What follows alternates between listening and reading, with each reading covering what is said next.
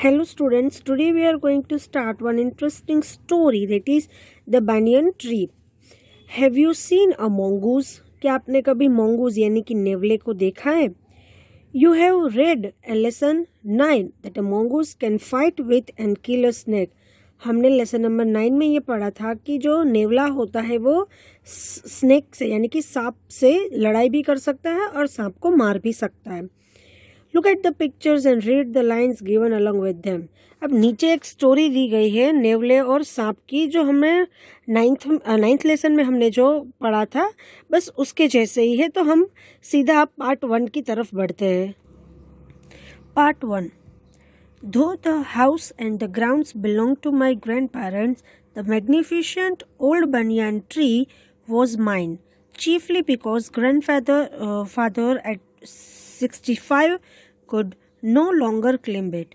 मतलब कि कहने को तो ये घर और ये ज़मीन मेरे ग्रैंड पेरेंट्स के है, पर ये जो ओल्ड बनियन ट्री है वो सिर्फ मेरा है, क्योंकि ग्रैंडफादर है वो 65 एज के है, इसलिए वो इस पे चढ़ नहीं सकते. Its spreading branches, which hung to the ground and took root again, forming a number of twisting passages, gave me endless pleasure.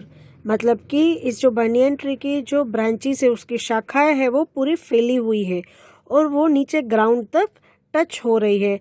और इसका मतलब जो वो टच हो रही है शाखाएं, तो वो सीधा रूट से जाके मिलती है. तो ये जो पूरा हम इसको नज़ारा देखें तो इसे ट्विस्टिंग पैसेजेस, मतलब कि जो पूरी ब्रांचेस है वो फिर से नीचे ज़मीन तक छू रही है और वो जो ब्रांचेस है वो पूरी ऊपर तक है. तो ये सारा नज़ारा देख के मुझे एकदम से अच्छा महसूस हो रहा है. Among them were squirrel and snails and butterflies. और वहाँ पे हमको स्क्विरल, स्नेल्स और बटरफ्लाई देखने को भी मिलती है. The trees was older than the house, older than grandfather, as old as Dehradun itself. ये जो बनियन ट्री है वो इतना ओल्ड है कि जब ये घर नहीं बना था उससे पहले भी ये ट्री था, जब मेरे ग्रैंडफादर नहीं थे तब भी ये ट्री था, और जब देहरादून बना नहीं था तब भी ये ट्री था. I could hide myself in its branches behind thick green leaves and spy on the world below. मतलब कि मैं अपने आप को इस ब्रांचेस के पीछे छुपा सकता हूँ, इसके जो थिक ग्रीन लीव्स है उसके पीछे भी छुपा सकता हूँ, और इसके पीछे छुप छुप के मैं पूरी दुनिया पे नज़र रख सकता हूँ. My first friend was a small grey squirrel. मेरी जो पहली दोस्त थी वो थी छोटी सी grey squirrel. Arching his back and sniffing into the air, he seemed at first to resent my invasion of his privacy. जब गिलहरी जैसा बैठती है, पीछे के 2 पैर और पूंछ के ऊपर बैठती है, फिर हवा में थोड़ा सा सूंघ के वो देखती है कि उसका जो घर है बनियन ट्री के अंदर, उस पे कोई मतलब प्राइवेसी है, उस पे कोई खलेल तो नहीं पहुंचा रहा. But when he found that I did not arm myself with catapult और air gun, he becomes friendly. जब गिलहरी ने ये देखा कि मेरे पास कोई एयरगन नहीं है या फिर कोई हथियार नहीं है, तो मुझसे एकदम फ्रेंडली होने लगी. And when I started bringing him pieces of cake and biscuit, he grew quite bold and was soon taking morsels from hand. जब मैंने उसको केक का पीस और थोड़े बिस्किट्स दिए तो उसमें इतनी हिम्मत आ गई कि वो मेरे हाथ से वो टुकड़े ले सके. Before long he was delving into my pocket and helping himself to whatever he could find. अब उसमें इतनी हिम्मत आ गई कि वो मेरे पॉकेट में झांक के देखती है कि अगर कुछ खाने की चीज़ हो तो वो ले सके. He was very young squirrel. जो स्क्विरल थी वो बहुत ही यंग थी, मतलब कि छोटी थी. And his friends and relative probably thought him foolish and had strong for trusting a human. उसके जो फ्रेंड और रिलेटिव थे ये वो सोच रहे थे कि ये कितनी मूर्ख है कि ये इंसान पे भरोसा कर रही है. ये है उसका picture. In the spring when the banyan tree was full of small red figs, birds of all kind would flock into its branches. जब स्प्रिंग का सीज़न आता है तब बनियन ट्री पे मतलब आप अंजीर कह सकते हो, रेड कलर के फिग्स यानी अंजीर जैसा कह सकते हो। तो वो उसकी सीज़न होती है, तब सारे टाइप के बर्ड्स है वो ब्रांचेस पे आते हैं।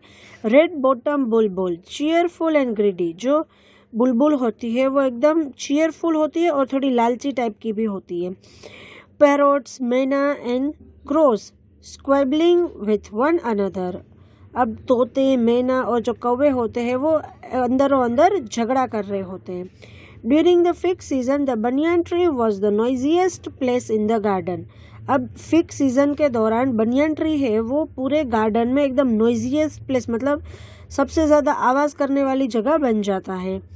Half way up the tree I had built a crude platform where I would spend the afternoon when it was not too hot, अब पेड़ के थोड़े ऊपर चढ़ते ही मैंने एक प्लेटफॉर्म बनाया था। परमानेंट प्लेटफॉर्म नहीं था पर टेम्परेरी प्लेटफॉर्म था। मैं अपना जो टाइम है वो दोपहर का टाइम वहाँ पे स्पेंड करता था उस प्लेटफॉर्म पे, जब वहाँ ज़्यादा गर्मी नहीं होती थी। I could read there propping myself up against the tree with the cushion from the living room, मैं लिविंग रूम से कुशन ले आता था और पेड़ के सहारे पर अपने पैर रखे वहाँ पे किताबें पढ़ता था। Treasure Island, Huckleberry Finn and a story of a Doctor Dolittle, some of the books that made up my banyan tree library. ये जो स्टोरी के नाम दिए हैं कि ट्रेजर आइलैंड, हकलबरी फिन और story of a Doctor Dolittle, तो ये सारी किताबें वहाँ पे पढ़ के मैंने पेड़ पे एक छोटी सी लाइब्रेरी बना दी थी। When I did not feel like reading, I could look down through the leaves at the world below. जब मेरा मन नहीं करता था पढ़ने का तो फिर मैं पत्तों को देखता था और उसके नज़रिए से पूरी दुनिया को देखता था। And on one particular afternoon, I had a grandstand view of that classic of the Indian wild, a fight between the mongoose and the cobra. एक दिन मैंने क्या देखा, एक दोपहर को एक बड़ी सी फाइट हो रही थी जो इंडिया में एकदम कॉमन है, fight between the mongoose and the cobra, एक मोंगूज और कोबरा के बीच में एक फाइट हो रही थी।